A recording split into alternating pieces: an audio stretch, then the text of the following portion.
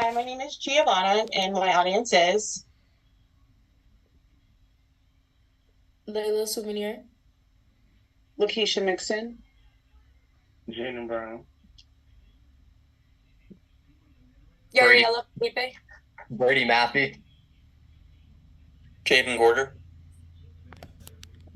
Okay. Um, Again, like I said, my name is Giovanna Barwick. I am currently a student at Hillsborough Community College, and I recently just finished taking my microbiology class. Microbiology is the study of microorganisms, and during this class, it was brought to my attention the severity of antimicrobial resistance. So, during this time that we shared together, I just wanted to elaborate the severity of what antimicrobial resistance is and hopefully persuade you um, that we should hold people more accountable due to the amount of antibiotics that they're using and ask our government to put more restrictions on it.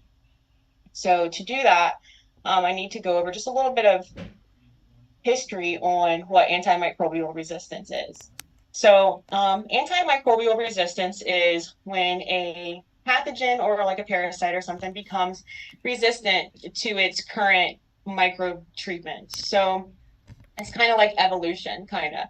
So, there is a parasite, pathogen, or something like that that is in the area and it is being treated with a, let's say, an antibiotic, and it gains a resistance to the antibiotic due to the amount of time that it spends next to it. Like how evolution happens, the animal or whatever it is has to adapt to the environment to survive. And that's what these microbes are doing. They are adapting due to the amount of time that they are being exposed to antibiotics. Um, the issue here with our animals is if a cattle gets sick or something like that, the farmers are taking mass amount of antibiotics and are giving them to all their cattle due to just a couple of animals becoming sick due to the fear of all their animals becoming sick. And with that being said, the resistance is starting to form due to the amount of animals that are being exposed to the antibiotics. Now, these animals are the same type of microorganisms that we are, meaning that they receive the same type of antibiotics that we are currently using, and the turnover for the resistance is pretty fast. I had found a timeline on the the National Library for Medicine, and I just wanted to go over it with you just really fast, just to show you how fast and severe the turnover rate is due to the resistance. Can you guys see it? So in 1942, penicillin was introduced, right? And even though it was introduced in 1942, this same year that it was introduced, it formed a resistance to it due to the amount of exposure that it had in the environment.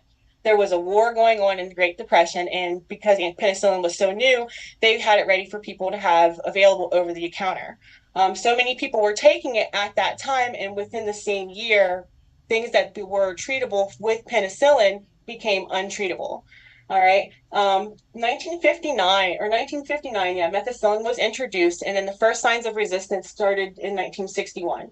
1967, Caribbean penicillin was introduced, and then in 1969, again, it started showing signs of resistance. 1977, a new antibiotic was introduced, and then by 1987, again, signs of resistance was already starting to show. Now, this is kind of scary considering how fast the turnover rate is for the antibiotics. Now, this timeline that I showed you was posted on the National Library of Medicine in 2017.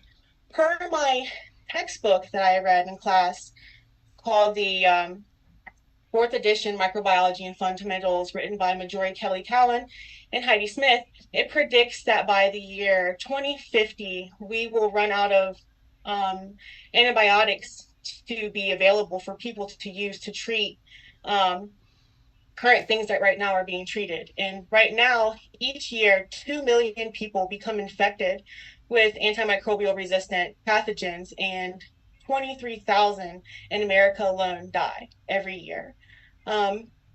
This is kind of scary, right? It is.